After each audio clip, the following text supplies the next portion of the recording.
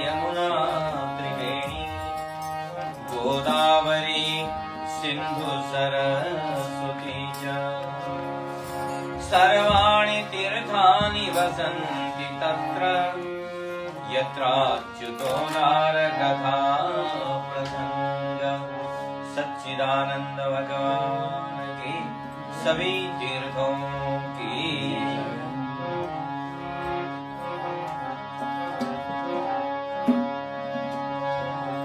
गुरुर्ब्रह्मा गुरुर्विष्णु गुरुर्देवो महेश्वर गुरुः साक्षात् परब्रह्म तस्मै श्री गुरुवे नमः। सद्गुरुदेव भगवान की नमोस्तुते व्यास विशाल बुद्धे पुल्लारविन्दाय तप त्रिनेत्र येन त्वया भारत तैलपूर्ण प्रज्वालितो ज्ञानमय प्रदीप। वेदव्यास भगवान की सुखदेव भगवान की सूत जी महाराज की। नमो ब्रह्मण्य देवाय गो ब्राह्मण हिताय च जगद्हिताय कृष्णाय गोविन्दाय नमो नमः। हरि ओम। ब्रह्मजज्ञानं प्रथमं पुरस्तात् द्विषीमता सुरचोवेनावह स बुद्ध्या उपमा अस्य विष्टाः सतस्य योनिमसतस्य विवा। बोलो ब्रह्मदेव भगवान। परम सौभाग्य का विषय है कि प्रतिवर्ष की भांति इस वर्ष भी पूज्य श्री पंडित देवेश शर्मा जी के प्रांगण में मंदिर में श्री शनि संकट मोचन मंदिर में पुराण श्रवण की श्रृंखला में आज पुनः हम उस पुराण को लेकर के उपस्थित हुए हैं जो पुराणों में सर्वश्रेष्ठ और बहुत पौराणिक है, जो स्वयं साक्षात ब्रह्मदेव के मुख से निश्चित है और भगवान ब्रह्मा ज्ञान के स्रोत हैं, जिनसे स्वयं सरस्वती की उत्पत्ति हुई है, जो सृष्टि के संचालक हैं। ऐसे ब्रह्मदेव के मुख से जिस पुराण की उत्पत्ति हुई है उसको हम 7 दिनों में संक्षिप्त रूप से ओवरव्यू करेंगे, उसके ऊपर एक दृष्टिपात करेंगे। क्योंकि ब्रह्म पुराण की जो मंत्र ये श्लोक संख्या है वो करीब 12,000 से 14,000 के बीच में है और 12,000 से 14,000 श्लोकों को समझना है और 7 दिन में करीब 1-1.5 घंटे के अंतराल में बहुत संभव नहीं है, इसलिए केवल उस पर एक दृष्टिपात करेंगे जैसे अन्य पुराणों में हमने किया था। 18 पुराणों को वंदना करें। ब्रह्मं पादमं वैष्णवं च शैवं लैसगारूढं नारदीय भागवतम् अग्नेयं स्कान्दसं ज्ञतं भविष्यं ब्रह्मवैवर्तं मार्कण्डेयं समामनं वाराहमात्स्य कौर्मश्च ब्रह्मांडाख्य मतिस्त्रिषट्। श्रीमद् भागवत का ये श्लोक है, 12 स्कंद में ये श्लोक आता है। और 12 जो 18 पुराण हैं उनमें से सबसे पहले संख्या में जो आता है वो है ब्रह्म पुराण। और पंडित जी ने गणेश पुराण 2012 में श्रवण कर लिया है। सूर्य और शनि पुराण 2013 में श्रवण किया। और ब्रह्म पुराण के अंदर जो प्रसंग हैं लगभग इन पुराणों में भी आप पहले श्रवण कर चुके हैं, जो उन पुराणों में प्रसंग आए हैं। उसके बाद है पद्म पुराण, फिर है विष्णु पुराण, वायु पुराण श्रवण कर चुके हैं हम लोग 2023 में। भागवत पुराण तो एक से अनेक बार आप श्रवण कर चुके हैं, लेकिन इस मंदिर में हमारे द्वारा 2021 में भागवत पुराण की चर्चा हुई थी। उसके बाद नारद पुराण हम लोगों ने 2020 में सुना था। मार्कंडेय पुराण 2023 में सामने श्रवण किया था। वायु पुराण और मार्कंडेय पुराण, ये दो पुराण आपके 2023 में कवर हो गए थे पंडित जी। अग्नि पुराण और सूर्य पुराण लगभग एक जैसे हैं, तो आपने सूर्य पुराण भी कई बार सुन लिया है। और अग्नि पुराण अभी सुनना बाकी होने पर भी अग्नि पुराण के जो प्रसंग हैं वो सूर्य पुराण के माध्यम से आप श्रवण कर चुके हैं। ब्रह्म वैवर्त पुराण 2024 में पिछले साल हम लोगों ने यहाँ किया था। और लिंग पुराण 11वां पुराण जो है लिंग पुराण है, जो 2022 में हम लोगों ने किया था सावन के महीने में। भगवान शंकर की उपासना का बड़ा सुंदर पुराण है। शिव पुराण और लिंग पुराण अलग अलग नाम से हैं, लेकिन दोनों एक ही हैं। तो पंडित जी ने शिव पुराण भी श्रवण कर लिया, लिंग पुराण भी श्रवण कर लिया है। तो 12वां है 12 पुराण। और फिर स्कंद पुराण हम लोगों ने 18 में श्रवण किया होगा। और हरिवंश पुराण 17 में श्रवण किया था। वामन पुराण, फिर कूर्म पुराण, मत्स्य पुराण। और मत्स्य पुराण को सबसे पुराना पुराण कहा जाता है इतिहास के हिसाब से देखा जाए तो मत्स्य पुराण, क्योंकि मत्स्य अवतार भगवान का सबसे पहला अवतार है, इसीलिए उस आधार पर मत्स्य पुराण सबसे पहले हुआ। क्योंकि मत्स्य के रूप में, मछली के रूप में जब भगवान आए और उन्होंने जो ज्ञान दिया तो सबसे पहला पुराण बन गया था। और उसके बाद में गरुड़ पुराण 17 में आपने श्रवण किया पंडित जी। और गरुड़ पुराण तो आप कहते रहते हैं कई बार। फिर भविष्य पुराण, इसमें भगवान सूर्य की प्रधानता है। और भविष्य पुराण भी श्रवण कर ही लेंगे यदि भगवान सुअवसर देगा तो। अन्यथा तो सूर्य पुराण यदि आपने सुना है तो भविष्य पुराण का प्रसंग भी उसमें आ ही जाता है। तो कुल मिला के अब आप लोग 18 पुराण लगभग श्रवण कर ही चुके हैं। और ब्रह्मांड पुराण और वायु पुराण और ब्रह्म पुराण, इन 3 पुराणों का प्रसंग एक जैसा है। तो यदि ब्रह्मांड पुराण सुनने का अवसर न भी मिले, ये 18वां पुराण है, तो वायु पुराण वायु पुराण सुनने के साथ साथ आपने लगभग इसके प्रसंग भी सुन ही लिए हैं। इसीलिए ब्रह्मांड पुराण और वायु पुराण में काफी समानता लिखते हैं। तो पुराणों की परिभाषा जैसे हम हमेशा रिपीट करते हैं हर वर्ष, सर्गश्च प्रतिसर्गश्च वंशो मन्वंतराणि च वंशानुचरितम चैव पुराणम पंचलक्षणम। क्या कोई भी पुस्तक लिखी दी जाए तो क्या वो पुराण हो सकती है? ये प्रश्न होता है ना।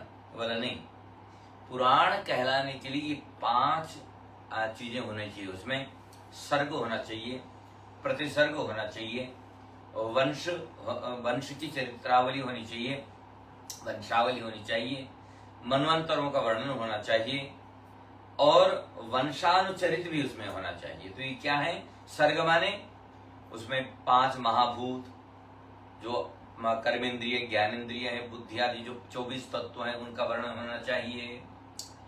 ब्रह्मा आदि ब्रह्मा जी से लेकर के संपूर्ण सृष्टि का वर्णन होना चाहिए। और वंशों का चरित्र होना चाहिए, मैंने कहां से सृष्टि प्रारंभ हुई, अभी कहां पहुंची हुई है। तो पुराण के अंदर बड़े बड़े राजा महाराजाओं का वंश इत्यादि भी होना चाहिए। और उसमें जितने 14 मनु हैं, तो उन मनु, एक एक मनु का एक एक मनवंतर होता है, तो उनकी भी चर्चा होनी चाहिए। देवताओं के जो की लीलाएं हैं उसकी चर्चा होनी चाहिए, भगवान के जो अवतार हैं उसकी चर्चा होनी चाहिए। और वंशानुचरित बोलते हैं प्रतिवंश के जो प्रसिद्ध पुरुष हैं, एक प्रसिद्ध व्यक्ति के बाद में जो दूसरा प्रसिद्ध महापुरुष उत्पन्न हुआ है उसका भी चरित्र होना चाहिए। यदि ये सब किसी में होगा तो उसी को हम पुराण कहेंगे। तो इसलिए हर पुराण जब भी हम सुनते हैं तो एक जैसे प्रसंग हमको सुनने को मिलते हैं। क्यों? क्योंकि पुराण कहलाने के लिए उसका होना जरूरी है, लेकिन प्रत्येक पुराण में कथा में थोड़ा सा भिन्नता होती है, क्योंकि वो किसी अन्य समय की कथा है तो वही चरित्र, लेकिन वो किसी अन्य मनवंतर में किया गया होने के कारण, कल्प में किया गया होने के कारण उसमें थोड़ा सा फर्क और भिन्नता हमको मिलती है। तो यहाँ पर भी हम यही करेंगे कि जो भिन्न विषय है उसी को यहाँ पर हम लोग पढ़ेंगे और उसी को समझेंगे। वेद, ये पुराणों की आवश्यकता क्यों है, ये प्रश्न आता है ना। जब वेद ही है तो फिर पुराण लिखने की आवश्यकता क्यों पड़ी? तो यहां लिखा कि वेदार्थात अधिकम मन्ये पुराणार्थ वरानने, ये भगवान शंकर स्वयं बोल रहे हैं। वेदाः प्रतिष्ठिता सर्वे पुराणे नात्र संशयः। तो वेदों में सब कुछ है, सारा ज्ञान है, लेकिन वेद के अर्थ को समझाने में कोई समर्थ है तो पुराण ही है। अब हम संस्कृत में यहां पर आपको पाठ सुना के जाएं, आप सुन करके माथा टेक करके घर चले जाएं, समझ में कुछ नहीं आए तो अब क्या बोलेंगे, कोई पूछेगा।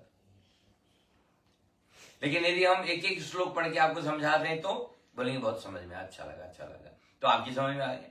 तो इसका अर्थ है वेदों का जो अर्थ है वहां पर अर्थ का महत्व तो नहीं है, वहां ध्वनि और शब्द का महत्व है।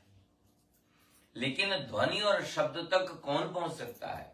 जो बड़े बड़े ऋषि मुनि है ना, वो पहुंच सकते हैं। इसे सर्वसाधारण के लिए पुराण ही सर्वश्रेष्ठ बताए गए हैं। इसलिए पुराण, वेद 4 हैं और पुराण कई हैं। 18 महापुराण हैं, फिर 18 ही उपपुराण हैं, और उसके भी उपपुराणों के भी उपपुराण है। इतना ग्रंथ विस्तार इसलिए हुआ क्योंकि उसको समझना है, इसलिए। तो क्या होता है इसमें? बोला राजनीति, धर्मनीति, समाज का जो विज्ञान है, जो इतिहास है, जितने छंद, अलंकार, व्याकरण, भूगोल, ग्रह, नक्षत्र, आयुर्वेद, ज्योतिष आदि विश्व की वो कौन सी विद्या है जो पुराणों में नहीं मिलती? इसका मतलब सब है पुराणों में। इन सब कारणों से भारतीय संस्कृति में पुराणों का जो महत्वपूर्ण स्थान है वो किसी से छुपा हुआ नहीं है। पहला पुराण ब्रह्म पुराण है और अंतिम पुराण ब्रह्मांड पुराण है। ब्रह्मा जी से प्रारंभ हुआ और ब्रह्मांड में जाके समाप्त हुआ, है ना। तो जिससे यह सूचित किया है कि ब्रह्म ही ब्रह्मांड रूप में परिणत हो जाता है। जो ब्रह्म है वही ब्रह्मांड बन जाता है, और इसकी विस्तृत चर्चा हम लोगों ने कई बार सुनी हुई है। यह दृश्य ब्रह्मांड ब्रह्म के अतिरिक्त अन्य कुछ भी नहीं है, माने सर्वत्र परमात्मा है।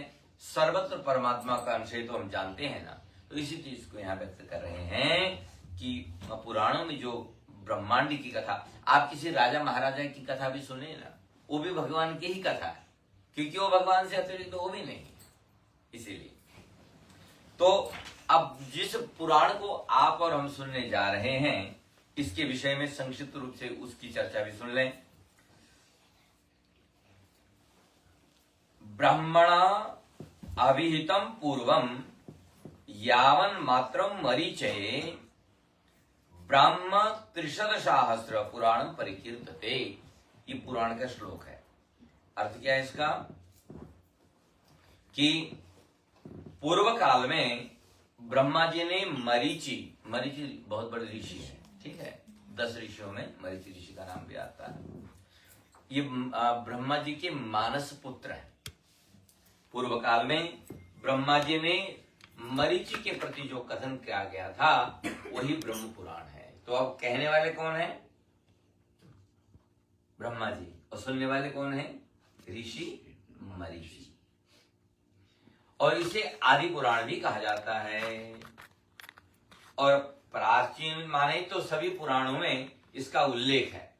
मैंने ब्रह्म पुराण से रेफरेंस हर पुराण में मिलेगा आपको। इसी में श्लोकों की संख्या लगभग अलग अलग प्रमाण है। कोई बोलता है 10,000, कोई बोलता है 12,000, कोई बोलता है 14,000। तो लगभग 10,000 से 14,000 के बीच में इनकी पुराणों की संख्या है। ऐसा क्यों हुआ अलग अलग समय पर? क्योंकि जैसे जैसे समय व्यतीत हुआ वैसे वैसे चीजें लुप्त होती चली गई, है ना।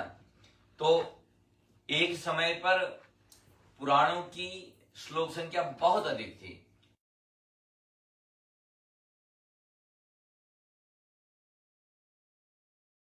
नैमिषारण्य में लोमहर्षण ऋषि ने किया था। सूत जी का दूसरा नाम क्या है? रोमहर्षण या लोमहर्षण। क्यों ऐसा नाम पड़ा उनका? बोला जब वो कथा करते थे तो इतने प्यार से कथा करते थे कि रोंगटे खड़े हो जाते थे। जब कई बार आपको अचानक रात में अंधेरे में कोई आपके ऊपर छलांग मार दे, बिल्ली या कोई है, तो आप कि देखो कितने रोंगटे खड़े हो जाते हैं। अचानक कोई ऐसा प्रसंग जो हृदय को टच करता है, हृदय तक पहुंचता है और रोंगटे खड़े हो जाएंगे। तो सूत जी जब कथा करते थे तो उनके अपने भी रोंगटे खड़े रहते थे। उनका नाम पड़ गया रोमहर्षण। तो उनका नाम पड़ा और वही कथा सुना रहे हैं। इसमें सृष्टि, मनु की उत्पत्ति, उनके वंश का वर्णन, देवों और प्राणियों की उत्पत्ति का वर्णन है। इस पुराण में ना भिन्न तीर्थों का विस्तार से वर्णन है। ये बहुत सारे तीर्थों का वर्णन इसमें आएगा। इसमें कुल 245 अध्याय। इस ग्रंथ में ब्रह्मा की महानता के अतिरिक्त सृष्टि की उत्पत्ति, गंगा अवतरण तथा रामायण और कृष्णावतार की कथाएं भी हैं। इसमें रामायण भी है और भागवत भी इसी के अंदर। ब्रह्म पुराण में कथा वक्ता स्वयं ब्रह्मा जी एवं श्रोता मरीचि ऋषि हैं, जैसा आपने पहले सुना। और सूर्य की उपासना इस पुराण का प्रतिपाद्य विषय है। सूर्य भगवान हमारे लिए कितने जरूरी हैं, ये इसमें मुख्य रूप से प्रतिपादित किया गया है। तो ब्रह्म पुराण ब्रह्ममयी है तथा सत चित आनंद स्वरूप है। धर्म, अर्थ, काम और मोक्ष को प्रदान करने वाला है। यह पुराण वेद तुल्य है। जो मनुष्य श्रद्धा के साथ ब्रह्म पुराण की कथा का श्रवण करता है वह विष्णु लोक को प्राप्त करता है। आने वाले दिनों में हम समझेंगे 7 लोक जो हैं, 14 भुवन जो हैं, उनकी चर्चा भी होगी। तो जब विष्णु लोक कहते हैं तो क्या स्वर्ग लोक और विष्णु लोक एक ही है? प्रश्न आता है ना। नहीं, अलग अलग है। कैसे? उसकी हम लोग चर्चा आने वाली कथा में करेंगे। यहां पर लिखा है कि इदम यह श्रद्धया नित्यम पुराणम वेद संमितम पठे संपठे तच्छृणु या मंत्र्यः सयाति भवनम हरे। जो ऊपर कहा गया उसी को श्लोक में कहा गया। जो इस ब्रह्म पुराण को श्रद्धा भक्ति पूर्वक पढ़ता है अथवा सुनता है, भगवान स्वयं उसको लेने आते हैं। लेने उसे स्वयं हरि आते हैं। ब्रह्म पुराण अन्य पुराणों में से इसलिए अलग है क्योंकि यह सृष्टि के आरंभ कर्ता जो ब्रह्मा जी हैं और उनके आविर्भाव होने पर जब जल की उत्पत्ति हुई, देव दानवों की उत्पत्ति हुई, श्री राम और श्री कृष्ण के जन्म और सूर्य और चंद्र वंशों का जो वर्णन है, इसलिए विशेष है। इसमें तीर्थों और उनके महात्म्य का भी विस्तृत वर्णन है, जिनमें अनंत वासुदेव और पुरुषोत्तम जगन्नाथ महात्म्य जैसे कई तीर्थों का वर्णन भी है। जगन्नाथ जी की चर्चा भी इसमें खूब प्यार से आती है। अब आपको लगेगा कि यदि हमको किसी तीर्थ के विषय में जानना हो, आपने विचार किया हमको फलानी जगह जाना है, तो उसके विषय में जानना है तो कहां जाने? तो ब्रह्म पुराण से आपको मिल जाएगा। ब्रह्म पुराण में उसकी चर्चा आपको मिल जाएगी। वो बता देगा क्या इतिहास है उसका क्या फल है, कहां से प्रारंभ हुआ, क्यों प्रारंभ। तो ब्रह्म पुराण इसलिए एक ऐतिहासिक ग्रंथ है। तो ब्रह्म पुराण सुनने का धार्मिक फल क्या है? जो व्यक्ति भगवान के या विष्णु के चरणों में मन लगाकर ब्रह्म पुराण की कथा सुनते हैं, उसके समस्त पाप नष्ट हो जाते हैं। सबसे पहले तो पाप नष्ट होंगे। वो इस लोक में सुखों को भोगकर स्वर्ग में भी दिव्य सुखों का अनुभव करता है। उसके बाद भगवान विष्णु के निर्मल पद को प्राप्त करता है। ब्रह्म पुराण वेद तुल्य है तथा सभी वर्णों के लोग इसका श्रवण कर सकते हैं। अब कौन सुन सकता है, कौन नहीं सुन सकता है? बोला कोई भी सुन सकता है। आप कोई भी हो, जहां तक आप सनातन धर्म को मानते हैं, श्रद्धा रखते हैं, तो आप ब्रह्म पुराण को सुन सकते हैं। इस श्रेष्ठ पुराण के श्रवण करने पर मनुष्य आयु, कीर्ति, धन, धर्म, विद्या को प्राप्त कर लेता है। आयुर्विद्या यशोबलम वैसे बोलते हैं ना हम लोग। इसलिए मनुष्य को जीवन में एक बार इस गोपनीय पुराण की कथा अवश्य सुन लेनी चाहिए। देखो, रामायण सुनते हैं, भागवत सुनते हैं, शिव पुराण सुन लेते हैं, प्रसिद्ध पुराणों को सुन लेते हैं, देवी पुराण, देवी भागवत सुन लेते हैं, लेकिन ब्रह्म पुराण न कोई करता है न कोई कराता है ना। तो ये एक बहुत ही दिव्य अपॉर्चुनिटी है। और मेरे हिसाब से, अब अन्य स्टेट का हमें पता नहीं है, लेकिन जहां तक है न्यू साउथ वेल्स में तो पहली बार ब्रह्म पुराण की चर्चा हम लोग कर रहे हैं। अब पूरे ऑल ओवर ऑस्ट्रेलिया का क्लेम नहीं कर सकता, एशिया पैसिफिक का भी क्लेम नहीं कर सकता, क्योंकि हो सकता है अन्य स्थानों पर हुई हो चर्चा जिसका हमें ज्ञात नहीं, लेकिन सचमुच न्यू साउथ वेल्स में और खास करके सिडनी में तो ब्रह्म पुराण की चर्चा ये पहली ही चर्चा है। तो इसके लिए पंडित जी और उनके परिवार को एक बार ताली बजा कर ये लाभ हमको ये इनके माध्यम से मिल रहा है। अब ब्रह्म पुराण कब करना चाहिए? कहा कि सर्वप्रथम मुहूर्त विचार करें। अब दो पंडित बैठे हैं तो मुहूर्त की कोई कमी थोड़ी छोड़ी होगी, ठीक ठाक ही विचार हमने किया होगा। अब ब्रह्म पुराण के लिए वैसे तो यदि आपको महीना चाहिए तो श्रावण, भादो, आश्विन, अगहन, माघ, फाल्गुन, वैशाख और ज्येष्ठ ये शुभ है। अभी वैसे ज्येष्ठ मास ही चल रहा है चंद्र कैलेंडर के हिसाब से, ठीक है। तो हम लोग ठीक टाइम पर कर रहे हैं, ठीक महीने में कर रहे हैं। तो ब्रह्म पुराण का आयोजन कहां करें? बोला ब्रह्म पुराण करवाने के लिए स्थान अत्यधिक पवित्र होना चाहिए। तो अब मंदिर से अत्यधिक पवित्र और क्या हो सकता है बताइए? जहां नित्य प्रति पूजा पाठ, हवन, सत्संग, भजन होता है, उससे पवित्र और क्या हो सकता है? तो पवित्र स्थान पर करना चाहिए। और आपके मन में ये भाव आता होगा, विचार आता होगा कि पवित्र स्थान किसको कहे, है ना?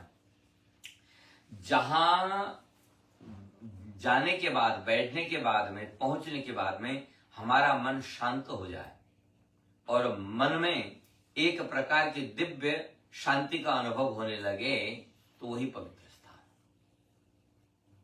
जो नैमिषारण्य की डेफिनेशन देते हैं कि नैमिषारण्य में सारे पुराण हुए ना, क्यों कि जब ऋषि मुनि गए भगवान के पास कि हमें पुराणों की कथा सुननी है और कोई ऐसा स्थान चाहिए जहां हमारा मन न टिके, मन लगा रहे, तो भगवान ने अपने चक्र महाराज को भेज दिया कि जाओ इनके पीछे पीछे, जहां ये रुक जाएं बस वही जगह पवित्र होगी।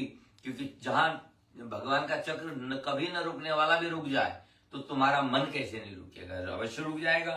इसलिए ऋषि मुनि चक्र का के पीछे पीछे जब गए तो नैमिषारण्य क्षेत्र में, वो अरण्य माने जंगल होता है, नैमिष अरण्य में, नैमिष के जंगल में ये भगवान का चक्र रुक गया। तो ऋषियों ने कहा कि हाँ, यहाँ हमारा मन भी रुक ही जाएगा, यहाँ हमारा मन भी टिक ही जाएगा, मन की वृत्तियां भी कंट्रोल में आ ही जाएंगे। इसलिए वही सारी कथाएं की ऋषि मुनियों ने, इसलिए सारी कथाएं नैमिषारण्य में हुई, क्योंकि वहां मन टिकता था, क्योंकि वहां पर पवित्रता थी, वहां का एनवायरनमेंट मन को चंचल नहीं किया करता था। तो इसीलिए पवित्रता की एक डेफिनेशन है। घर के किसी कोने में, किसी कमरे में, किसी स्थान में आपके जाने पर आपको यदि शांति मिले तो मान लो कि उस स्थान पर अच्छे परमाणु हैं, इसलिए वहां पर आप बैठ करके पूजा पाठ ध्यान जप तप कर सकते हैं। अच्छा, नियम क्या है फिर इसको सुनने के? ब्रह्म पुराण का वक्ता विद्वान ब्राह्मण होना चाहिए, उसे शास्त्रों एवं वेदों का ठीक ज्ञान होना चाहिए। ब्रह्म पुराण में सभी ब्राह्मण सदाचारी हों और सुंदर आचरण करने वाले हों, कोई संध्या वंदन एवं प्रतिदिन गायत्री जप करने वाले हों। ब्राह्मण एवं यजमान दोनों ही 7 दिनों तक जहां तक हो सके व्रत रखें और केवल एक समय ही भोजन करें। भोजन शुद्ध शाकाहारी होना चाहिए। और या तो पंडित जी तो हम ये तो कभी भी लहसुन प्याज इत्यादि ग्रहण नहीं करते, तो नियम ऐसा ही है, ठीक है। तो ब्रह्म पुराण में सर्वप्रथम सृष्टि की उत्पत्ति एवं महाराज पृथु का पावन चरित्र आता है। पृथु के चरित्र से ये कथा प्रारंभ होती है और उसी को हम लोग आज श्रवण करने वाले हैं। राजा पृथु ने इस पृथ्वी का दोहन कर अन्न आदि पदार्थों को उत्पन्न कर प्राणियों की रक्षा की थी। और महाराज पृथु जब हुए उससे पहले संसार में कोई घर इत्यादि की बस्ती नहीं थी, सब ऐसे जंगलों में और आपके आप जहां जगह मिल गए इस जगह पर जाकर रहा करते थे। यही महाराज पृथु हैं जिन्होंने गांवों की व्यवस्था की, नगरों की व्यवस्था की, रहने की व्यवस्था की, आदमी को ऐसे रहना चाहिए इसकी व्यवस्था की। महाराज पृथु से पहले पृथ्वी की क्या दशा थी वो यहां लिखते हैं कि वर्णयन स्वधनुष कोट्या गरिकूटा राजरा भूमंडल मदम वैन्य प्राय चक्रे समम बभुहु अथस्मिन् भगवान वैन्य प्रजानां वृत्तिदः पता निवासन कल्पयांचक तत्र यथार्हतः ग्रामान् पुरः पत्तनानि दुर्गारिस वधानि च घोषान्त्रजांस सहवरान नकारान खेतरा खरबटान। क्या मतलब है कि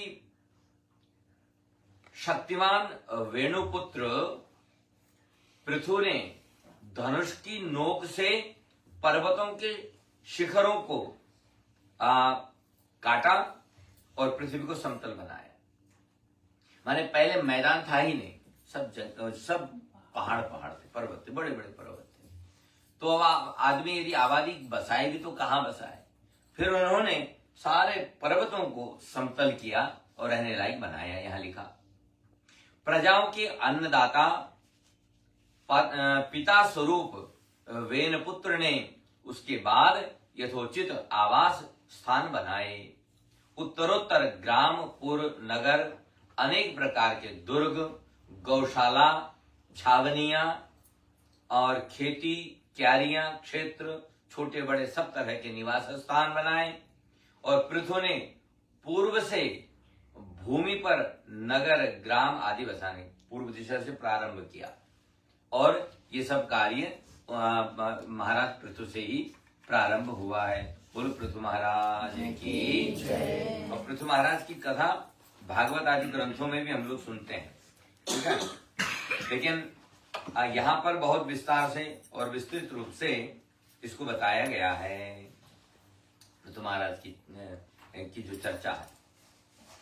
तो आगे लिखते हैं कि अथा दीक्षित राजा तो हयमेध शतेन च ब्रह्मावतै मनोक्षेत्रे यत्र प्राची सरस्वती। श्रीमद् भागवत का श्लोक है ये। जो आदि राजा मनु के आवास स्थान ब्रह्मवर्त में था, जहां की प्राची सरस्वती माने प्राचीन सरस्वती बहा करती थी। तो पृथु राजा ने दीक्षा पूर्वक 100 अश्वमेध किए। ये बहुत बड़ा यज्ञ करता भी बने ये महाराज पृथु। अब इनका जन्म कैसे हुआ, किन परिस्थितियों में हुआ, वो आप लोगों ने भागवत में भी सुना है। और यहां पर ब्रह्म पुराण में कैसे लिखा है इसको सुनिए। पृथु का जन्म राजा वेन के शरीर से हुआ था, जो एक अत्याचारी शासक था, जिसे उसके कर्मों के कारण ऋषियों ने मार डाला था। धर्म और नेतृत्व को बहाल करने के लिए ऋषियों ने उनके शरीर का मंथन किया और पृथु एक दिव्य और पुण्यशाली राजा विष्णु के आवेश अवतार के रूप में प्रकट हुए थे। तो 24 अवतारों में ये पृथु जो है एक अवतार। और उनके शासन के दौरान पृथु ने पिछले कुशासन के कारण फसल देना बंद कर दिया था और अपने लोगों को खिलाने के लिए दृढ़ संकल्पित पृथु ने पृथ्वी का पीछा किया। ऐसा हुआ कि राजा बेन जो थे उनके पिताजी, वो बड़े अधार्मिक थे। वो धर्म कर्म नहीं, उन्होंने कहा संसार में मैं ही सब कुछ हूं और न कोई भगवान होता है, न कोई देवी होता है, न कोई देवता होता है। मंदिरों को बंद कर दो, मूर्तियों को फेंक दो और मेरी मूर्ति लगा करके मेरी पूजा करो। मेरे लिए ही हवन दान सब कुछ होना चाहिए, क्योंकि यदि कोई देवता है तो राजा के शरीर में होता है, तो मैं हूं तो मेरे शरीर में सब है, इसलिए पूजा मेरी होनी चाहिए। ऋषि मुनियों ने बहुत सारी मीटिंग की उनके साथ में, बहुत समझाने की कोशिश की, लेकिन वो मानता नहीं है, बहुत जिद्दी है और ऋषि मुनियों को धमकियां देता था कि ऐसा नहीं करोगे तो ये कर दूंगा, ऐसा नहीं करोगे ये कर दूंगा। तो ऋषियों को क्रोध आ गया एक समय। मैंने बहुत समझाने पर भी जब किसी की बुद्धि में कोई बात न बैठे ना तो क्रोध आ ही जाता है। रामचरितमानस में संत तुलसी ने लिखा ना कि चंदन शीतल होता है, लेकिन यदि चंदन को भी कोई यदि बहुत ज्यादा रगड़े ना, उसमें से भी आग निकल जाती है। तो चंदन में से भी आग निकलती है, उसी तरह से ऋषियों को भी क्रोध हुआ और उस क्रोध से अग्नि उत्पन्न हुई और उसी अग्नि में वो जल गया, माने उसकी मृत्यु हो गई।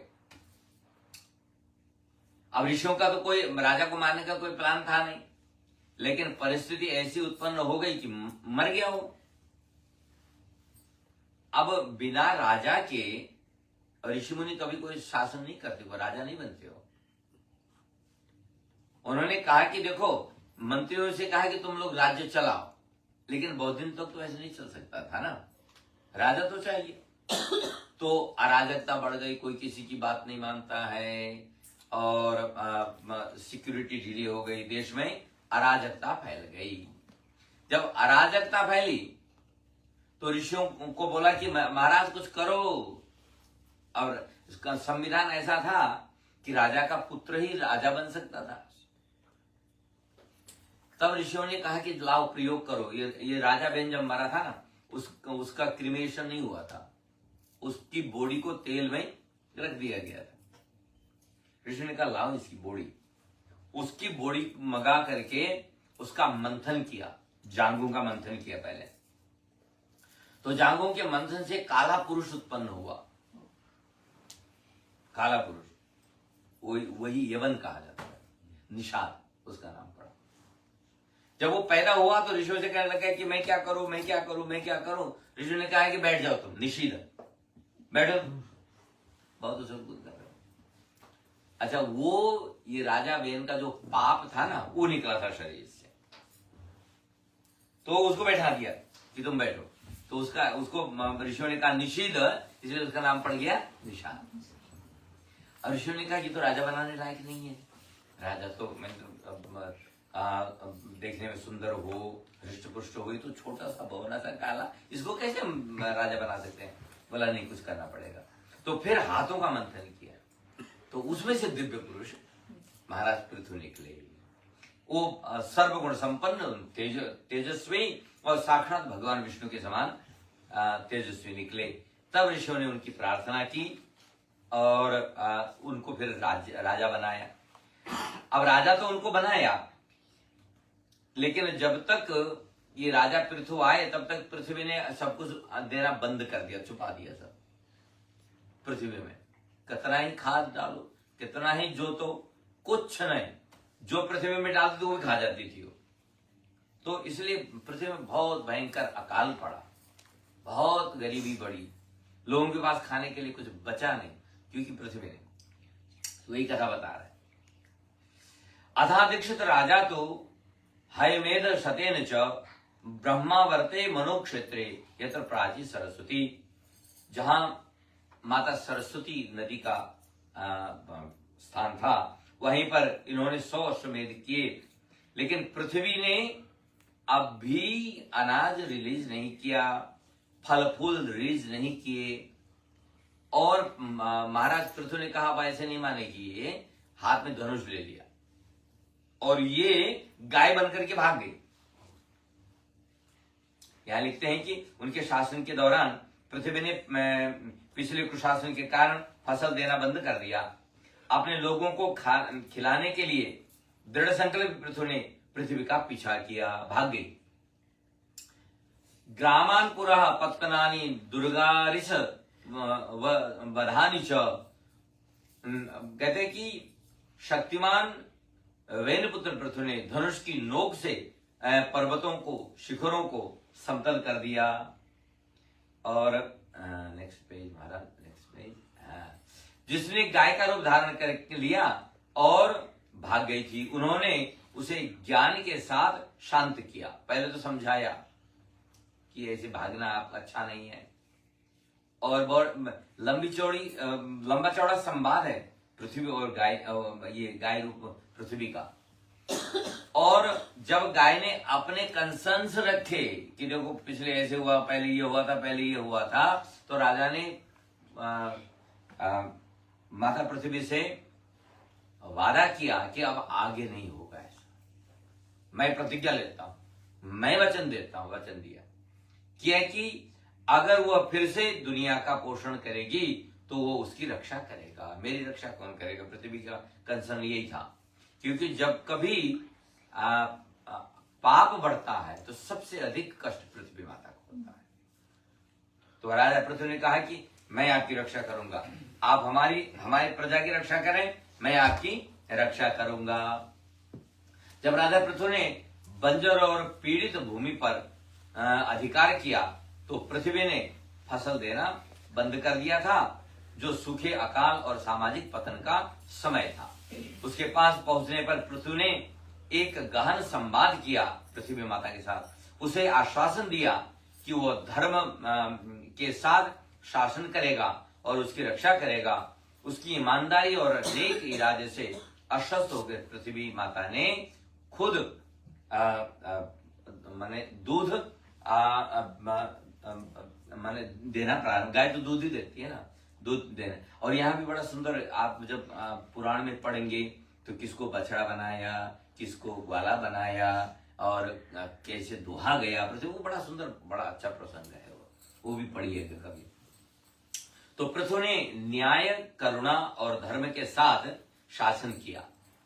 उनके शासन काल को समृद्ध, शांतिपूर्ण और पवित्र बताया गया है, जो भविष्य के सभी राजाओं के लिए एक आदर्श है। तो राजाओं को यदि राजनीति सीखनी है, धर्म नीति सीखनी है, सामाजिक नीति सीखनी है, तो महाराज पृथु के चरित्र से वो सीखेंगे। अब पृथ्वी को संस्कृत में पृथ्वी कहा जाता है, ठीक है। क्यों कहा इसको पृथ्वी? जिसका नाम राजा पृथु के नाम पर रखा गया है। उससे पहले पृथ्वी का नाम कुछ और होगा, लेकिन महाराज पृथु ने जब उन पर शासन किया, उन पर अधिकार किया, उनको अपने अधिकार में लिया, तो इनका नाम पड़ गया पृथ्वी। उससे पहले इनको मेदिनी कहा जाता था, मेदिनी। यहां से इनको पृथ्वी कहना प्रारंभ किया राजा पृथु के अधिकार के बाद में। अपने जीवन के अंत में पृथु ने अपना राज्य त्याग दिया, तपस्या की और मोक्ष प्राप्त किया।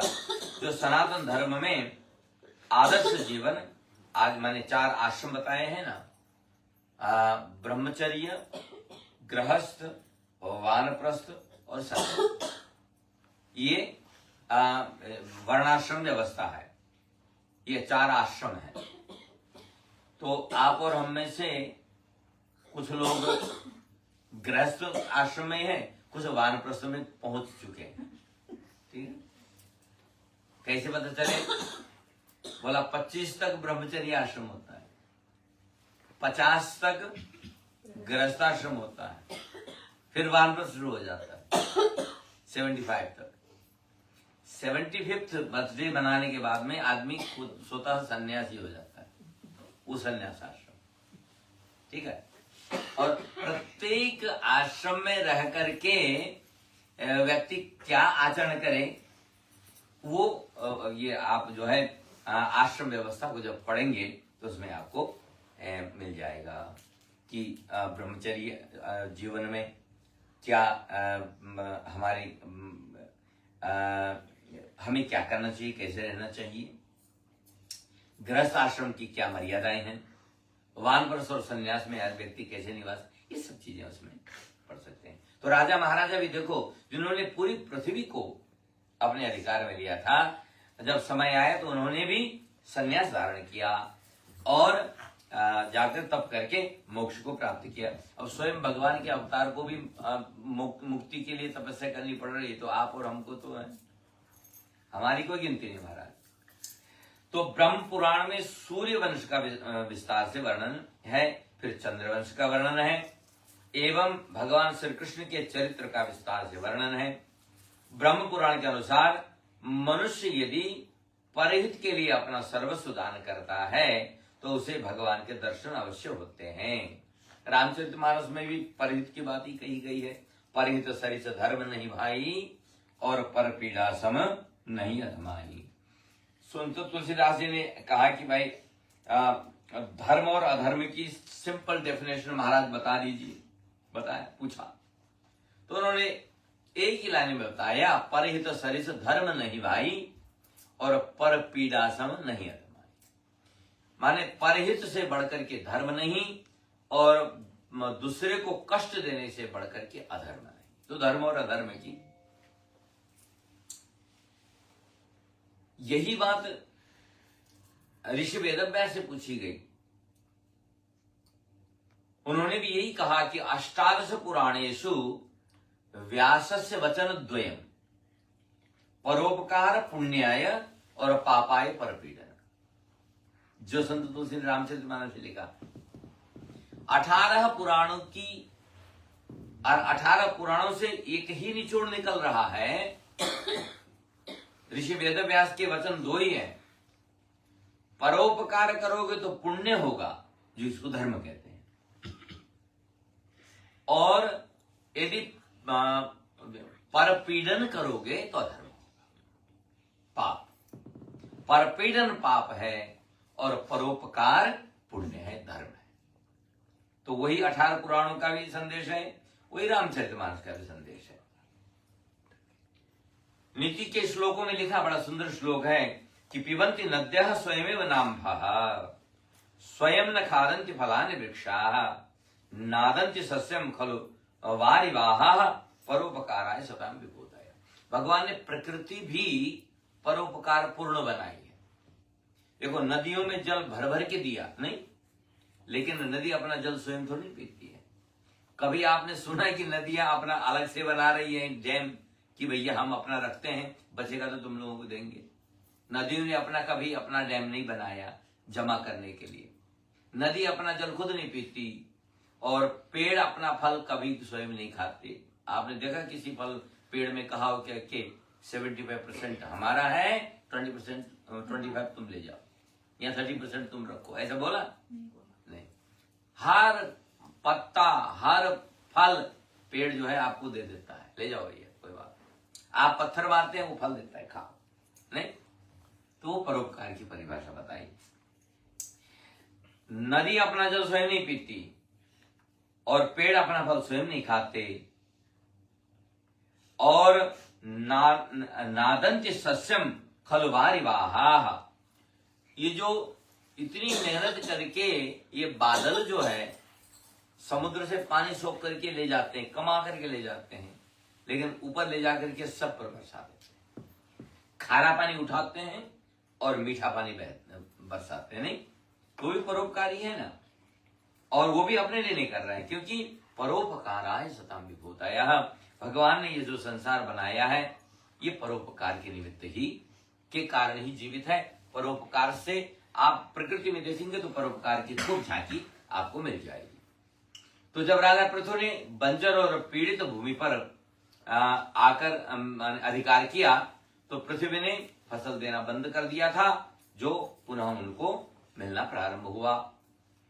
और उसके बाद में जो यहाँ पर जो चर्चा आती है परोपकार के बाद में, और उसी श्रृंखला में एक दूसरी कथा आ रही है महर्षि दधीचि की, तो उसको हम लोग श्रवण करेंगे।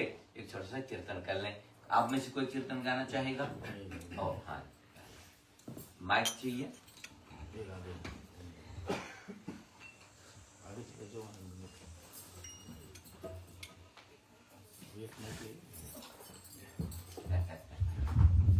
उसके कहीं घुमाए लो।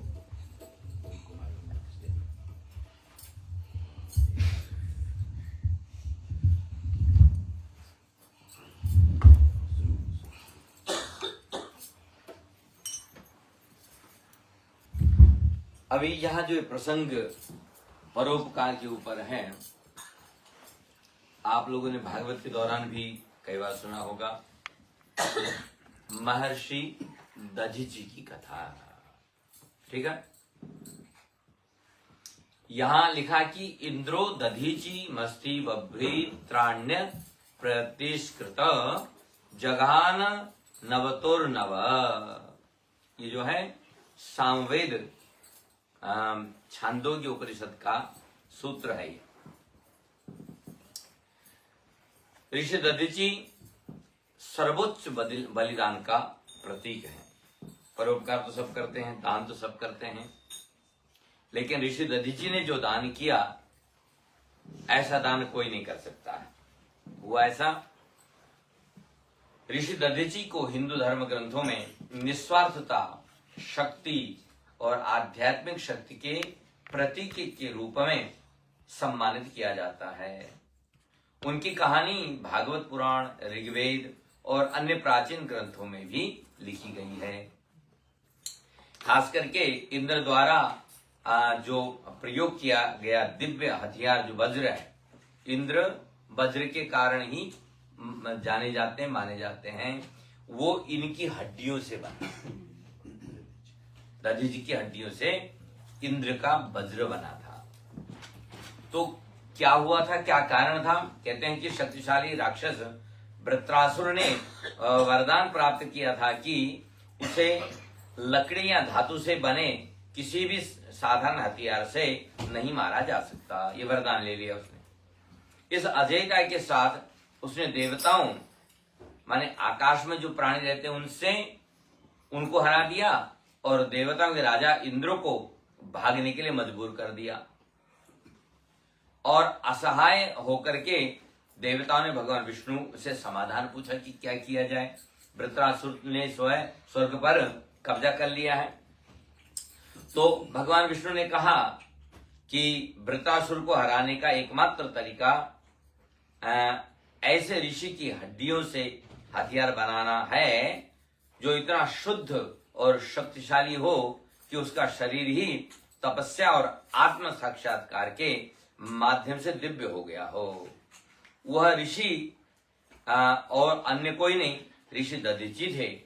तपस्या के माध्यम से उनका शरीर दिव्य हो गया था, जो आंतरिक पवित्रता और भक्ति की परिवर्तनकारी शक्ति को दर्शाता है। माने जब तप करते हैं हम, तो केवल हमारा मन ही नहीं, हमारा तन भी शुद्ध होता है, शरीर। अब उनको ऐसा व्यक्ति चाहिए था जिसने तप करते हुए तन मन दोनों को इतना पवित्र कर लिया था कि उनका शरीर भी उतना ही पवित्र है जितना उनका मन, साधना के माध्यम से। तो उस वक्त एक ही ऋषि थे जो ऋषि दधीचि थे। जब देवता ऋषि दधीचि के पास यह कठिन अनुरोध लेकर पहुंचे तो उन्होंने करुणा और विनम्रता के साथ इसका स्वागत करते हुए कहा, इस शरीर से दुनिया को बुराई से बचाने से बड़ा और क्या उद्देश्य हो सकता है। यदि मेरा शरीर किसी के काम आए, आप लोगों के काम आए, तो मेरा सौभाग्य है, अहोभाग्य है। यदि अधार्मिक वृत्रासुर को मिटाने के लिए यदि मेरे शरीर की हड्डियां काम आती हैं तो आप इनको ले जा सकते हैं। तो अपने शरीर का दान कर दिया। देखो, मरने के बाद तो हम लोग भी कुछ न कुछ दान करते हैं, कई लोग देते हैं ना अपने ये बॉडी के पार्ट्स हम लोग दान करके रखते हैं कई बार। लेकिन जीते जी अपने शरीर का दान कर देना कितना बड़ा बलिदान है। तो निस्वार्थता की पराकाष्ठा दधीचि को बताया गया है। इनका बलिदान दूसरों की भलाई के लिए हुआ और खुद को पीछे रखा और संसार को आगे रखा, धर्म को आगे रखा। ये जो सनातन धर्म टिका हुआ है, ऐसे ही बलिदानी लोगों की वजह से टिका हुआ है। अन्यथा यदि हर व्यक्ति स्वार्थ के लिए काम करता रहे तो संसार, सनातन धर्म कब का मिट गया होता। तो भगवान कई बार ऐसे पवित्र आत्माओं को भेज देते हैं, महापुरुषों को भेज देते हैं, जो धर्म को बचाने के लिए, सनातन धर्म को बचाने के लिए बड़े काम किए हुआ करते हैं। ऋषि दधीचि ने एक गहन ध्यान अवस्था में प्रवेश किया, योग शक्ति के माध्यम से अपने नश्वर शरीर को त्याग दिया और अपने हड्डियों को पीछे छोड़ दिया। शरीर से निकल गए, आत्मा को निकाल दिया। माने योग के माध्यम से शरीर का त्याग करना ये योगियों के लिए बहुत मुश्किल की बात नहीं है। तो उससे जो है उन हड्डियों से वज्र का निर्माण हुआ और वास्तुकला के जो देवताओं के जो इंजीनियर हैं, उनका नाम है विश्वकर्मा। विश्वकर्मा, साल में एक बार इनकी भी पूजा होती है, विश्वकर्मा की पूजा। तो ये देवताओं के शिल्पीकार हैं, देवताओं के इंजीनियर हैं। उनको हड्डी ले जाके दिया गया, उन्होंने वज्र का निर्माण किया और इस दिव्य हथियार से इंद्र ने वृत्रासुर को ललकारा और हराया और तब स्वर्ग में धर्म का संतुलन राज्य स्थापित किया। संसार में धर्म संतुलित हुआ। यहां लिखते हैं कि कर्म में धर्म, हम जो कर्म करते हैं उसी में धर्म छिपा हुआ है। कैसे हो सकता है? भले ही वे एक त्यागी थे, लेकिन उनके कर्म ने दुनिया की रक्षा करने के लिए सर्वोच्च कर्तव्य को पूरा किया। उन्होंने दान किया, उसे धर्म मिला, लेकिन उसके दान रूप कर्म में ही धर्म निहित है। तो ये वृत्रासुर कौन है महाराज? जिसको हराने के लिए एक ऋषि की हड्डियों की आवश्यकता पड़ी। कहते हैं कि वृत्रासुर हमारी पौराणिक कथाओं में एक आकर्षक व्यक्ति है। एक राक्षस के रूप में पैदा हुआ, लेकिन भगवान विष्णु माने हरि का एक महान भक्त के रूप में हम उनको याद करते हैं। उनकी कहानी मुख्य रूप से भागवत पुराण और ऋग्वेद में आती है। अब ऋग्वेद तो हम लोग कहाँ पढ़ने वाले हैं, लेकिन भागवत में इलाका हम लोग सुन लिया करते हैं। कौन था ये वृत्रासुर? बोला वृत्रासुर एक शक्तिशाली असुर था जिसने देवताओं से लड़ने के लिए उत्पन्न किया गया था, जिसको उनका जन्म ऋषि त्वष्टा द्वारा किए गए यज्ञ से हुआ था, जो उनके पुत्र की मृत्यु का बदला लेने के लिए किया गया था, जिसे देवों के राजा इंद्र ने मार दिया था। तो त्वष्टा एक दिव्य वास्तुकार और महान शक्ति संपन्न ऋषि थे। उनके पुत्र विश्वरूप को देवों के राजा इंद्र ने पुरोहित नियुक्त किया। हुआ ऐसा कि देवताओं के गुरु कौन है? बृहस्पति। एक बार इंद्र को अभिमान हुआ और वो मनमानी करने लगे। तो अब गुरु का एक कर्तव्य बनता है कि यदि कोई व्यक्ति मनमानी करने लगे, अधर्म के मार्ग पर जाने लगे, तो उसको धर्म का मार्ग दिखाए। तो महाराज बृहस्पति ने कहा कि इंद्रदेव, ये जो आप कर रहे हैं ये ठीक नहीं है, आपको ऐसा नहीं करना चाहिए। लेकिन उस वक्त इंद्र अभिमान में इतने चूर थे, उन्होंने गुरु की एक बात भी नहीं सुनी। गुरु ने नोटिस सर्व कर दिया, या तो मानो अन्यथा मैं तुम्हारा गुरु। क्योंकि यदि शिष्य गुरु की बात न माने तो फिर उस शिष्य के किए गए पापों का फल गुरु को भी लगता है ना। इसीलिए जल्दी से किसी को शिष्य बना लो और वो अंधाधुंध पाप करता रहे तो 75% नहीं तो 50% पास होता रहता है आपकी तरफ में, है ना। इसलिए पानी पियो छान के, गुरु करो जान के। तो ऐसे थोड़ी बोला गया है। और गुरु को भी शिष्य करो जान के करना चाहिए, क्योंकि हर किसी को शिष्य बनाए ना तो फिर उनके सारे अच्छे कर्म करें तो अच्छी बात है, तो गुरु का भी उद्धार हो जाता है। लेकिन बुरे कर्म करेंगे तो फल गुरु को भी जाएगा। तो गुरु को बीच में आना पड़ता है यदि सच्चा गुरु होगा। नहीं तो लोभी गुरु लालची चेला, दोनों नरक में ठेलम ठेला है। वहीं मिलेंगे दोनों। गुरु जी आप बोला, तुम यहाँ बोला, वहीं मिलेंगे नरक में, दोनों वहीं मिलेंगे। तो गुरु को हस्तक्षेप करना चाहिए यदि शिष्य कुछ गलत कर रहा है तो। उन्होंने हस्तक्षेप किया, इंद्र ने नहीं माना, तो उन्होंने रिजाइन कर दिया, बोला कि मैं तुम्हारा गुरु नहीं हूँ, मैं अब देवताओं का गुरु नहीं हूँगा। तो इंद्र ने कहा कि हु केयर्स। तो ये जो है ऋषि त्वष्टा के बेटे का नाम था विश्वरूप। वो भी उतने ही ज्ञानी थे जैसे बृहस्पति थे ना, उतने ही ज्ञानी थे।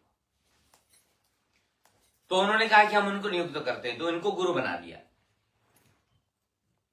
बृहस्पति महाराज चले गए और त्वष्टा के पुत्र विश्वरूप जो है अब राजा इंद्र के गुरु बन गए, देवताओं के गुरु बन गए, पुरोहित नियुक्त हो गए।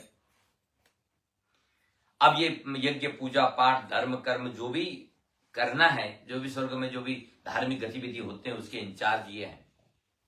लेकिन ये यज्ञ करते हैं तो ये आधा देवताओं को देते हैं, आधा दानवों को देते हैं। अच्छा, आगे चल के इंद्र को पता चला कि इतना यज्ञ करने के बाद में भी ये भर क्यों नहीं रहा है हमारा पुण्य का घड़ा। तो पता चला कि ये तो आधा आधा ही देते हैं, आधा तो उधर ट्रांसफर कर देते हैं। तो इंद्र ने कहा, अरे खाते हमारा है और बजाते उनका है, हमारे गुरु हैं ये, हम इनको पाल पोस रहे हैं, हम इनको दक्षिणा दे रहे हैं और ये ट्रांसफर उधर किए जा रहे हैं। उनको मार दिया छल से। जब इंद्र को यह संदेश हुआ कि विश्वरूप गुप्त रूप से असुरों मन राक्षसों की मदद कर रहे हैं, तो उन्होंने अन्यायपूर्वक उनकी हत्या कर दी। अब अपने बेटी की मृत्यु से दुखी होकर त्वष्टा ने एक विशेष यज्ञ किया ताकि एक ऐसा प्राणी उत्पन्न हो जो इंद्र को नष्ट कर दे। अब इंद्र के सामना कौन कर सकता है, क्योंकि इंद्र देवताओं के राजा हैं। अब जब त्वष्टा ने सबसे पहले तो ये कहा कि तुमको मेरे बेटे को गुरु बनाना ही नहीं चाहिए था। अब यदि गुरु बना लिया तो फिर उसकी ऐसी हत्या नहीं करनी चाहिए थी, माने वो भी पॉलिटिकल वो हुई थी, पॉलिटिक्स के हिसाब से उनको मारा गया था इंद्र के द्वारा। जब पिता को तो अब कष्ट होगा तो पिता ने यज्ञ शुरू कर दिया और व्रत लगभग अजेय था, कोई भी साधारण हथियार उसे नुकसान नहीं पहुंचा सकता था। तो जब उन्होंने यज्ञ किया, अच्छा यहां पर दूसरा प्रसंग यहां पर आता है कि अच्छा आगे चले, आगे जैसे जैसे पढ़ता हूं वैसे वैसे आपको पता चल जाएगा ये विश्वरूप क्यों आधा देते थे, राक्षसों को क्यों आधा देते थे, वो भी आगे लिखा है तो उसी को पढ़ूंगा, ठीक है। तो यहां लिखा है कि व्रत लगभग अजेय था, कोई भी साधारण हथियार उसे नुकसान नहीं पहुंचा सकता था। देवताओं ने भगवान विष्णु से मदद मांगी, जिन्होंने उन्हें शक्तिशाली तपस्वी दधीच के पास भेजा और उसी से उनको मार डाला उन्होंने। तो इस प्रकार से विश्वरूप, जिन्हें त्रिशर के नाम से भी जाना जाता था, हमारी पौराणिक कथाओं में एक उल्लेखनीय व्यक्ति हैं, जिन्हें दिव्य शिल्पकार देवता के जो त्वष्टा, जिसे त्वष्ट्र भी लिखा गया है, और ये रचना नामक एक असुर महिला के साथ इनका विवाह हुआ था। तो इनकी मां असुर की बेटी थी और पिता देवता थे। तो ये अंतरजातीय विवाह तब भी चलता था और उनकी संतान विश्वरूप थे। इस दोहरी विरासत के कारण विश्वरूप को देवों और असुरों दोनों के बीच माने मां की तरफ से जो राक्षस थे ना, उन पर भी तो प्रेम था, इसलिए आधा उनको दे देते थे, और देवताओं का काम करे तो आधा देवताओं, इस कारण से वो आधा आधा दिया करते थे। और विश्वरूप के माता पिता के विषय में लिखा कि एक देव पिता और एक असुर मां से पैदा हुए थे। उन्हें दिव्य गुटों के, दो गुटों के बीच बीच एक सीमांत स्थान पर रखा गया था, जहां देवता और असुरों की सीमा होती है। जब देवों के पुरोहित बृहस्पति देवों के साथ राजा इंद्र के विवाद के कारण पीछे हट गए, तो विश्वरूप को नया पुरोहित नियुक्त किया गया। 3 सिर होने के, उनके 3 सिर थे, उनको ऋग्वेद, सामवेद और यजुर्वेद का एक साथ पाठ करते थे। वो 3 मुख से 3 वेद का एक साथ पाठ करते थे। देखो क्या विशेषता रही हो। और तीनों वेदों का पूर्णतः ज्ञान था इनको। तो देवों के बीच अपनी भूमिका के बावजूद विश्वरूप की निष्ठा उनके मातृ असुर वंश के कारण विवादित थी। उन्होंने गुप्त रूप से असुरों को भी ये बलि चढ़ाई, माने यज्ञ का भाग दिया, जिसे देवताओं द्वारा विश्वासघात माना गया, और तब इंद्र ने धोखे से उनकी हत्या कर दी।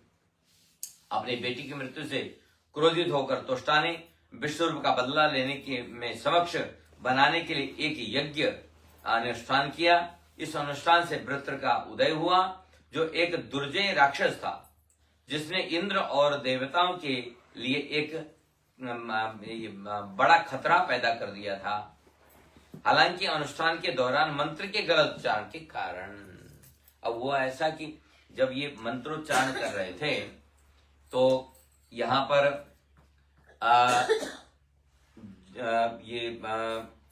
इंद्र शत्रु वर्धस्व स्वाहा ये मंत्र था, जिस मंत्र का अर्थ कर, तो इंद्र शत्रु में यदि लंबा खींचेंगे तो इंद्र के शत्रु को मारने वाला पैदा हो, यह अर्थ होता है। लेकिन उसको छोटा खींचेंगे और केवल ह्रस्व रखेंगे तो उसका अर्थ होता है इंद्र के द्वारा मारे जाने वाला पैदा हो। उल्टा हो गया कि नहीं? एक मात्रा बिगड़ी, जैसे कमीनी और कामिनी, इतना फर्क पड़ गया नहीं?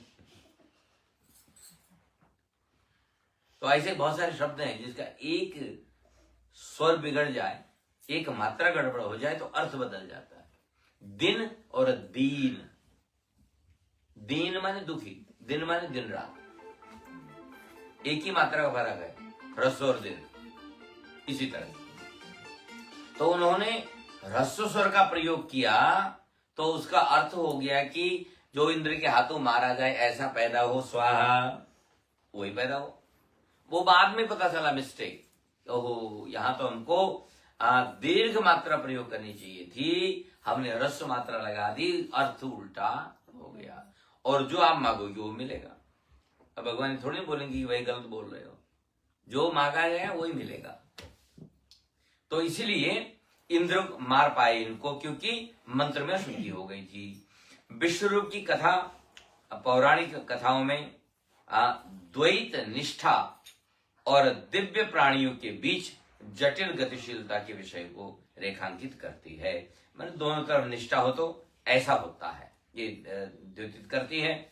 उनकी कहानी अंतर्वंशीय संबंधों से उत्पन्न जटिलता, माने अब ये तो बच्चों को भी समझना चाहिए आज करके कि देखो तब भी ये समस्या होती थी, माँ राक्षस कुल की थी, पिता देव कुल के थे, तो अंततः तो क्या हालत हुई, नहीं? तो कहीं न कहीं इसीलिए हम लोग जब शादी विवाह संबंध करते हैं तो तभी कहा जाता है कि अपने ही कुल में रहो, अपने कुल से बाहर मत जाओ, अन्यथा ये आगे चल के समस्या आएंगी। और ये आई हैं, एक ने हजारों आई हैं। इसलिए बच्चों को कहा जाता है कि कोशिश करो कि अपने ही जाति, वंश, परंपरा, लैंग्वेज और हेरिटेज में यदि जाओगे तो आगे चल की समस्या नहीं आएगी। यहां पर समस्या यही आई थी क्योंकि माँ और पिता अलग अलग कुल के थे। तो इसके बाद में ये एक कथा और आई इसी के विषय में, जो आपका परोपकार के विषय में, वो है राजा शिवी की कथा। उससे पहले एक कीर्तन आप लोग कर रहे हैं।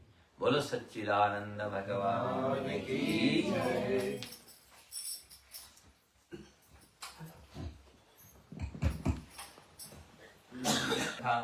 इसी प्रसंग में कि परोपकार के प्रसंग में पुराण में बड़ी प्रसिद्ध कथा है, उसको सुन करके फिर आज कथा को विश्राम देंगे।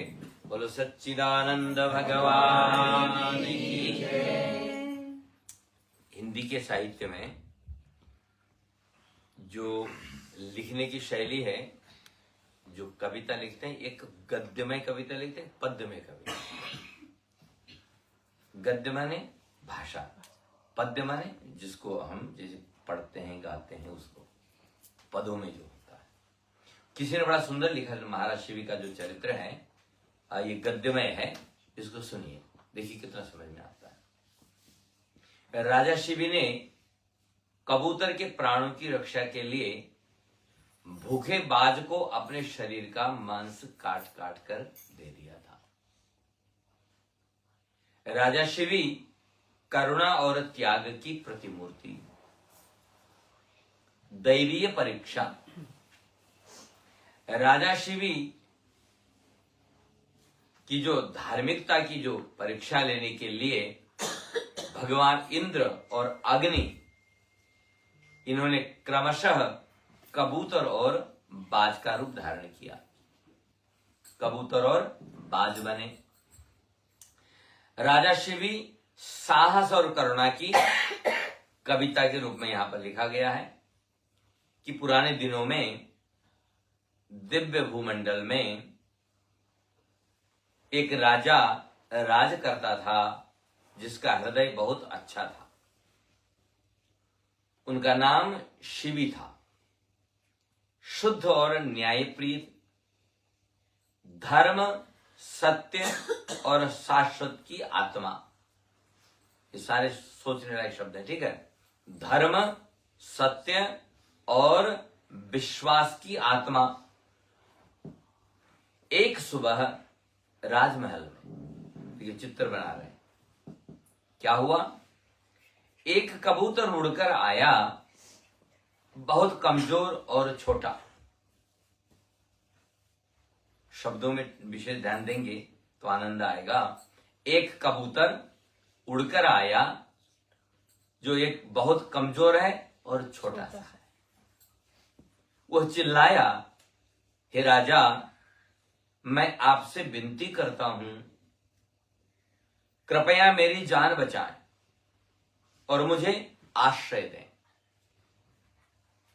कृपया मेरी जान बचाएं और मुझे आश्रय दें।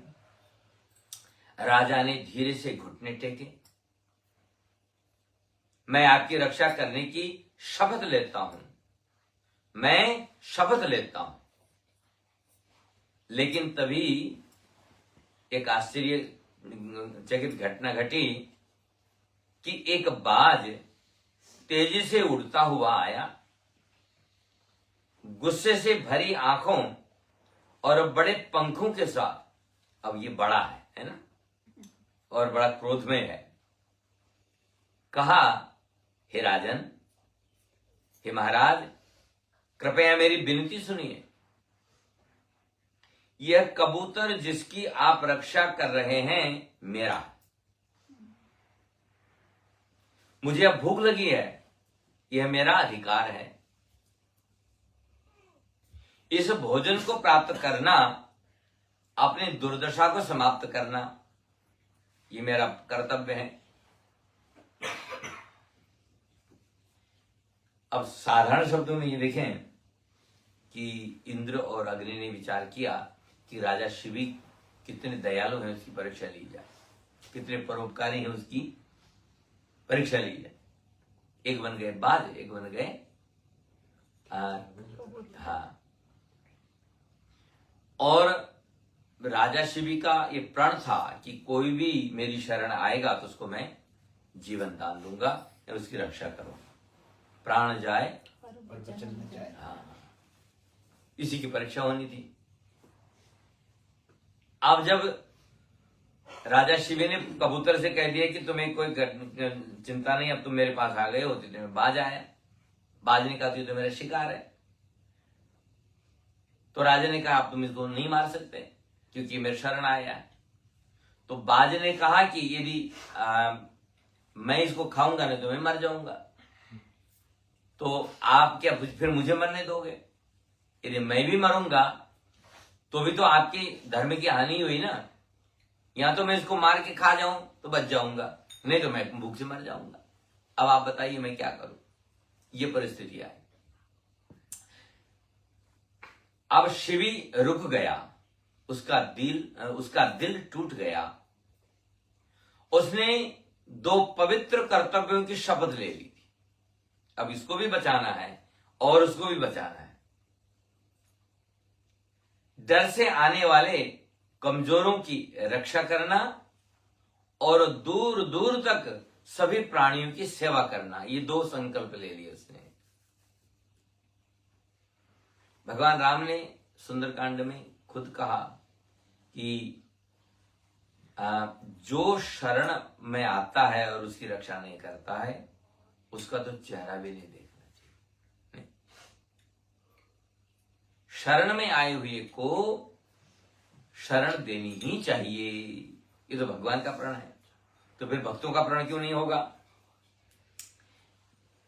लेकिन अब यहां समस्या 2 तरह की है कि एक शरण में आया है और एक भूखा है।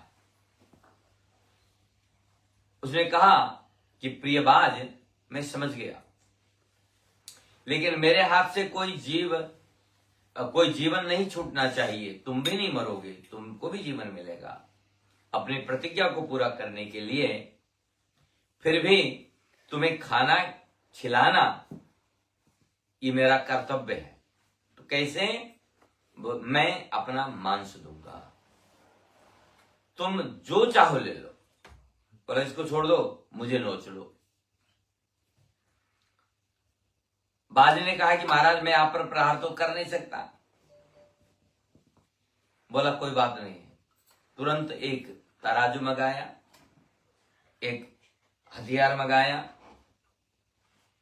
और वो एक तराजू लाए और एक तरफ कबूतर को बैठा दिया। उसने बिना देर किए अपना मांस काटा। फिर भी चाहे उसने कितना भी दिया हो, कबूतर का वजन ज्यादा था, इतना दृढ़, इतना बहादुर। अब देखने में दुबला पतला था, लेकिन राजा जैसे जैसे अपना मांस काट काट के रख रहा है तो वो भारी होता चला जा रहा है। आखिर में वह खून से लथपथ शरीर के साथ खड़ा हुआ। जब काट काट करके रखा तो वो तुला ही नहीं, बढ़ता ही जाएगा उसका वजन। तो फिर जो है खड़े हुए और मैं सब कुछ अर्पित करता हूं, खुद ही बैठ गया तराजू में, ले ले मेरा पूरा खा ले। लेकिन देखो पक्षी और बाज उड़ गए और अद्भुत प्रकाश के देवताओं की ओर से मुड़ गए। भगवान इंद्र बोले, हे राजा, सच में कोई आत्मा तुमसे ज्यादा उज्जवल नहीं है। तुम्हारा नेक दिल परीक्षा में पास हो गया, तुम्हारा सारा जीवन भरपूर धन्य हो गया। उन्होंने उसके घाव भर दिए, उनकी ख्याति व्यापक हो गई। राजा शिवी की कहानी हमें सिखाती है कि धार्मिकता को बनाए रखना कितना कठिन है, लेकिन ये सर्वोच्च गुण है। भले ही इसके लिए बहुत बड़ी व्यक्तिगत कीमत ही क्यों न चुकानी पड़े। वैसे भी हमारा स्लोगन है कि सर्वे भवन्तु सुखिनः, है ना, सर्वे सन्तु निरामया, सभी सुखी हो, सभी निरोगी हो, सबका कल्याण हो, कोई दुखी न रहे। ये तो हमारे वेदों ने, उपनिषदों ने सिखाया ना हमें। तो और इसी का दुरुपयोग लोगों ने किया और इसी का फायदा उठा करके आज हिंदू माइनॉरिटी में चला गया। नहीं, तो ये होता है। पर विश्वास ये है कि जब जब होई धर्म की हानि, बाढ़ई असुर अधम अभिमानी, तब तब प्रभु धरि विविध शरीरा। किसी न किसी रूप में प्रभु आ ही जाएंगे और बचा ही लेंगे, ये विश्वास है। लेकिन इसका अर्थ ये नहीं है कि हम अपने कर्तव्य से विमुख हो जाएं। हमको अपना कर्तव्य करना ही है। आजकल भारत में साधु संत नया नारा दे रहे हैं, वो बोल रहे हैं ओम शांति शांति छोड़ो, ओम क्रांति क्रांति बोलो है। क्योंकि शांति बोलते बोलते 1/3 हो गए, नहीं, अब समय आ गया कि अब क्रांति क्रांति बोलो बचने के लिए। नहीं, तो समय समय पर। वैसे भी आप देखें तो हमारे जितने देवी देवता हैं, हाथ में कमल का फूल भी होगा तो धनुष बाण भी है। नहीं, एक तरफ आशीर्वाद की मुद्रा है तो दूसरी तरफ हथियार भी है। तो आत्मरक्षा और धर्म रक्षा ये कर्तव्य के अंदर धर्म के दायरे में ही आता है, ये सिखाया गया है। देखो देवी मैया का एक स्वरूप अन्नपूर्णा है तो दूसरा महाकाली है। जहां जैसी जरूरत पड़े वैसे करना पड़ेगा। ये देवताओं के विग्रहों से, स्वरूपों से हमको जानकारी मिला करती है। तो एक छोटी सी और कथा कह के उसके बाद में आज की कथा को विश्राम कर देंगे, है ना। हाँ ठीक, अभी बुलवा देंगे इसको खत्म करके। इसके बाद इसमें एक कथा आपने सुनी होगी शायद कि जब माता पार्वती तप कर रही थी, तो एक कल्प की बात है, रामचरितमानस में अलग प्रकार से माता की परीक्षा ली है। लेकिन यहाँ पर इस पुराण में ऐसा लिखा है कि जब माता पार्वती तप कर रही थी भगवान शंकर को पति के रूप में प्राप्त करने के लिए, तो तभी उन्होंने एक सरोवर में पानी में डूबते हुए एक बालक की करुण पुकार सुनी, जिसे ग्राह ने पकड़ रखा था। मां पार्वती दौड़कर वहां पहुंची, उन्होंने सुना बचाओ बचाओ बचाओ, बच्चे की रोने की आवाज आई तो दौड़ी चली गई। तो देखा कि एक बालक ग्राह के मुंह में पड़ा, थरथर कांप रहा था। पार्वती जी ने ग्राह से प्रार्थना की कि वो इस बालक को छोड़ दे। ग्राह ने मां पार्वती से कहा कि देखो, भगवान ने मेरे आहार के लिए यह नियम बनाया है कि छठे दिन जो भी मेरे पास आएगा उसे तुम खा जाना। ये छठे दिन आए हैं तो मैं खाना पड़ेगा मुझे। आज विधाता ने इसे स्वयं मेरे पास भेजा है, मैं इसे नहीं छोड़ सकता। माता पार्वती ने कहा कि ग्राह, तुम इस बालक को छोड़ दो, मैं तुम्हें अपनी तपस्या का पूरा पुण्य देती हूं। तो ग्राह ने कहा कि आपने इतनी कठिनाई से जो तप अर्जित किया है, जो पुण्य अर्जित किया है, वो आप मुझे दे देंगे तो आपके पास तो कुछ बचेगा ही नहीं। लेकिन माता पार्वती ने कहा कि जो भी हो, मेरा कर्तव्य है कि इस बालक की जान बचाना, इसलिए तुम ये पुण्य लो और इस बच्चे को छोड़ दो।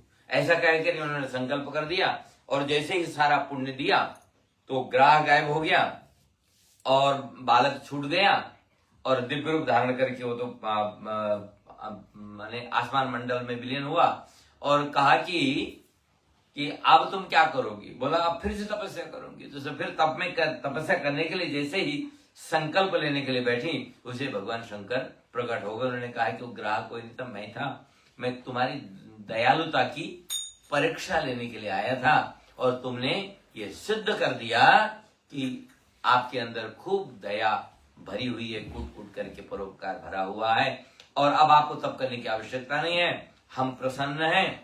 और भगवान शंकर ने प्रपोज कर दिया।